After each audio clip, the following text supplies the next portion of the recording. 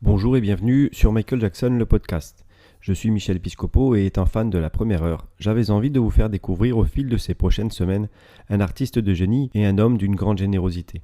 Un homme avec ses défauts bien sûr, mais aussi avec ses qualités, qui a donné sa vie aux autres afin de divertir et de procurer de la joie et du bonheur au monde entier.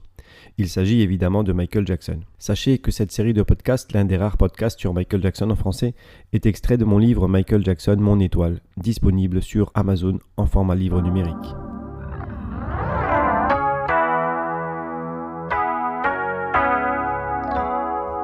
Au courant de l'année 1983, Michael se prête pour la deuxième fois à la douceur du bistouri. Il met son visage au service du Dr Hufflin qui, à la demande du chanteur, procède à une nouvelle intervention esthétique du nez afin de le rendre plus fin. Michael Jackson se fait rare et laisse son talent s'occuper du reste.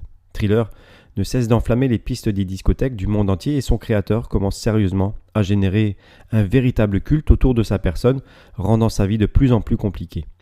Il ne peut faire un seul pas hors de sa maison sans qu'une horde de journalistes et de fanatiques ne veuille lui décrocher un mot, un sourire, une photo ou un scoop.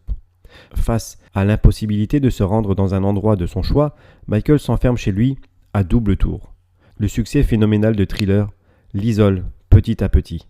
Un an plus tôt, en janvier 1982, il rachète la maison familiale Havenhurst et décide d'y effectuer des travaux de rénovation.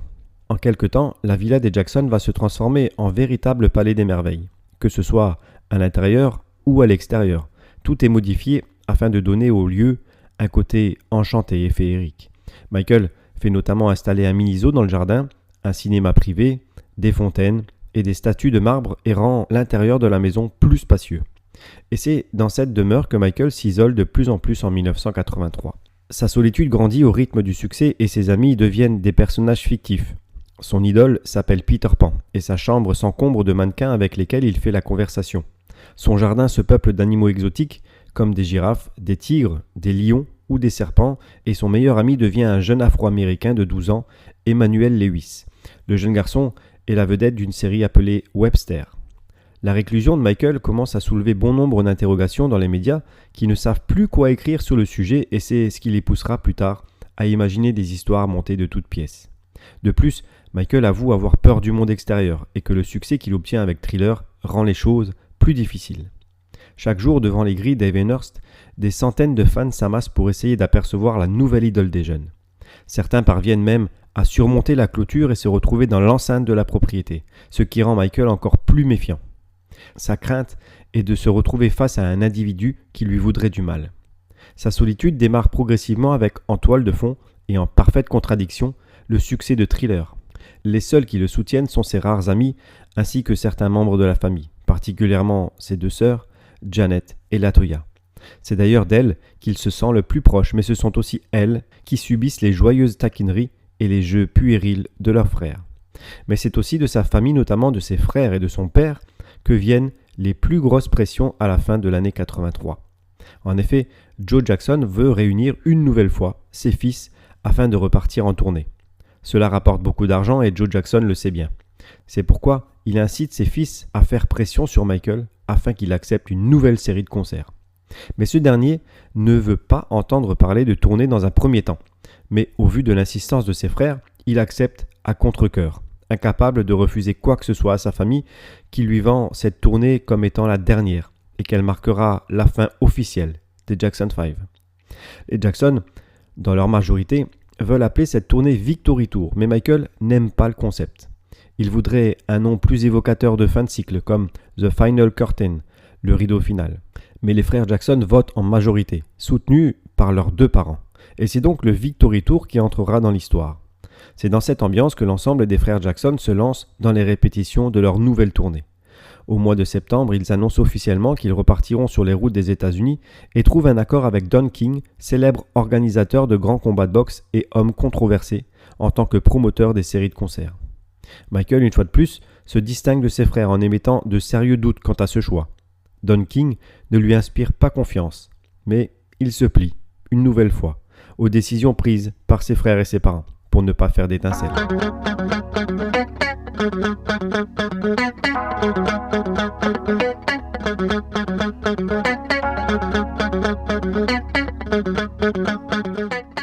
Une désillusion de plus arrive en ce mois de septembre puisqu'après avoir été nommé à la cérémonie des Emmy Awards pour sa prestation au Motown 25, le trophée lui passe sous le nez au profit d'un autre artiste.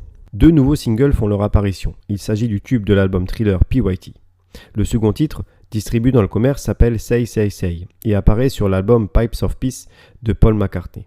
Il s'agit d'un duo entre les deux artistes et un vidéoclip est tourné pour l'occasion. Le tournage a lieu au Union Hotel et au Victorian Mansion à Los Alamos, dans la vallée de Santa Ynez en Californie, et outre les deux chanteurs, la vidéo met également en scène Linda McCartney et LaToya Jackson. Le titre est un succès et atteint rapidement la plus haute marche du Billboard Hot 100. L'album de l'ancien Beatles, Pipes of Peace, contient également un autre duo avec Michael Jackson. Il s'agit de la chanson The Man, mais celle-ci ne sera pas exploitée et beaucoup moins connue du grand public. Pendant le tournage de Say Say Say, Michael loue à titre provisoire une grande demeure du nom de Sycamore Ranch. Durant son séjour, il tombe littéralement amoureux de cet endroit qui accueille, entre autres, un important élevage de bétail et propose alors à son propriétaire, William Bone, de lui racheter. Mais le ranch n'est pas à vendre et M. Bone décline poliment l'offre de Michael. À la fin du tournage de Say Say Say, Michael s'en retourne donc à Los Angeles du 11 au 20 octobre 1983 pour y tourner une nouvelle vidéo pour laquelle il a contacté John Landis quelques mois plus tôt. Il veut tourner un clip pour le titre Thriller et il veut en faire un événement planétaire. Michael a adoré les films réalisés par John Landis et notamment Le Loup-garou de Londres, c'est pourquoi il a fait appel à lui pour lui faire part de ses idées. Michael explique à Landis que la vidéo de Thriller doit être la plus effrayante possible. Le tournage démarre dans un quartier de Los Angeles et coûte la modique somme d'$1 million, ce qui en fait à l'époque le clip le plus cher de l'histoire. Devant la somme imposante qu'occasionnent les frais de réalisation, CBS refuse de soutenir le projet obligeant John Landis et Michael Jackson à trouver une alternative. Le jeune chanteur veut une nouvelle fois financer sa vidéo seul, mais son avocat, John Branca, lui déconseille fortement ce lourd investissement puisque sans garantie de succès, le jeune homme se retrouverait dans une situation financière délicate. John Landis propose alors à Michael de filmer tout le tournage pour en faire un making-of, qui pourra plus tard être commercialisé et ainsi financer la vidéo Thriller. Les deux hommes et leurs équipes se mettent au travail durant plus de 10 jours dans le plus grand des secrets.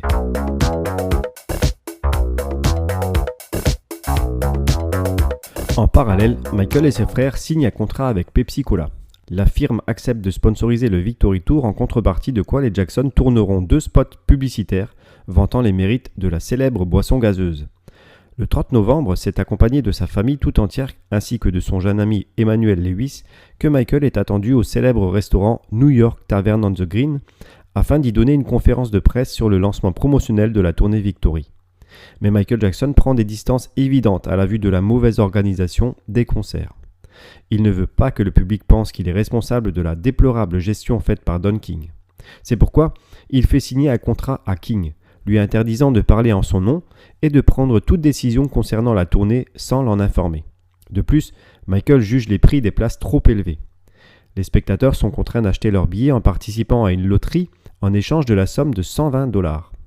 Les billets sont vendus, entre guillemets, par lot de 4 sans aucune garantie pour le spectateur de voir réellement le groupe sur scène. Pour couronner le tout, le public est dans l'impossibilité d'assister au concert de son choix puisqu'il est informé du lieu du spectacle seulement 2 jours avant la date. Michael ne supporte pas que l'on prenne ainsi les gens en otage et tape du poing sur la table. Il demande des modifications dans l'organisation logistique de la vente des billets. Il exige expressément que le prix de la place n'excède pas $20, que l'on n'impose pas au spectateur d'acheter 4 billets, qu'on lui laisse le libre choix du concert et pour finir, que la vente exclusive par correspondance des tickets cesse immédiatement. Ses frères ricanent et refusent en bloc, soutenus par Joe et Don King. Michael, très en colère et déterminé, menace de ne pas participer au Victory Tour si le système n'est pas corrigé. De ce fait, il obtient gain de cause et tout le monde se plie à ses désirs. Suite à la décision de financement prise par John Landis et Michael Jackson, c'est l'avocat de ce dernier qui se charge de vendre Thriller à la télévision. Acheté par la société Vestron Video, John Branca décroche un contrat de diffusion pour le making-of Thriller de $500,000. De plus, Branca contacte MTV pour leur proposer ce qui pourrait être le premier contrat d'exclusivité, c'est-à-dire que, contre la somme de $500,000, MTV pourra être la seule chaîne télévisée à avoir le droit de diffuser la vidéo Thriller. Rien ne résiste à cet avocat et ainsi Michael Jackson se retrouve à la tête d'$1 million, ce qui lui permet d'avoir les fonds nécessaires pour pouvoir rembourser l'emprunt occasionné pour la réalisation de la vidéo Thriller. Le 2 décembre 1983, le vidéoclip, tourné quelques semaines plus tôt et réalisé par John Landis, est diffusé dans le monde entier via le réseau MTV. Le choc est total dans les foyers américains. Thriller est une vidéo d'horreur de 14 minutes dont le héros principal est Michael Jackson. Celui-là même qui chantait avec les Jackson 5 il y a tout juste une dizaine d'années, s'est à présent transformé en monstre inquiétant. Fortement inspiré de 3 films d'épouvante, Le Loup-garou de Londres, La nuit des morts vivants et I Was a Teenage Werewolf, Michael se métamorphose successivement en loup-garou et en zombie. Le vidéoclip surprend d'abord par sa durée qui en fait presque un court-métrage puisqu'il dure 14 minutes. À grand renfort d'effets spéciaux et de chorégraphie spectaculaire, le clip met en scène Michael Jackson et Ola Ray, un jeune mannequin et actrice afro-américaine qui devint en juin 1980 Playmate du mois dans le célèbre magazine Playboy.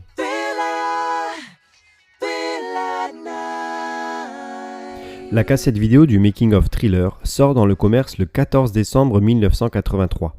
Elle deviendra, en quelques semaines seulement, la vidéo la plus vendue de tous les temps, soit un demi-million d'exemplaires vendus. Outre le fait de contenir le clip de 14 minutes, la VHS renferme entre autres des extraits du clip Beat It, la vidéo Can You Feel It et surtout les coulisses du tournage de Thriller. Des explications de John Landis aux répétitions de danse orchestrées par Michael Peters en passant par les maquillages de Rick Baker et les effets spéciaux, tout est dévoilé et le spectateur peut suivre les différentes étapes de la création de ce monument cinématographique. Entre réalité et fiction, la vidéo sème le trouble chez le spectateur. Le Michael Jackson de l'ère Thriller est déroutant. Le succès du clip ne laisse personne indifférent, pas même les témoins de Jéhovah qui montent au créneau en condamnant le scénario du clip qui représente, selon eux, une parodie de la résurrection et accusent Michael de faire la promotion de l'occultisme. Pour les témoins de Jéhovah, c'est la consternation. Ceci étant, l'album Thriller continue sur sa lancée et pulvérise tous les records de vente. Plus de 45 millions d'albums vendus sont officiellement annoncés à la fin de la promotion et certifiés officiellement par le livre Guinness des records. L'album restera 123 semaines dans les charts américains, dont 37 semaines à la première place. Certifié 27 fois disque de platine, soit 27 millions d'exemplaires aux USA, il est disque de platine ou de diamant dans 16 pays, dont le Royaume-Uni, la France ou le Japon. L'album reste encore aujourd'hui le plus vendu de tous les temps. Le légendaire clip Thriller entrera en 2009 d'ailleurs dans la postérité puisqu'il sera le premier clip vidéo à être retenu par la librairie du Congrès américain qui conserve toute une série d'œuvres considérées comme majeures dans l'histoire des États-Unis. Thriller est incontestablement une œuvre essentielle pour un artiste hors du commun.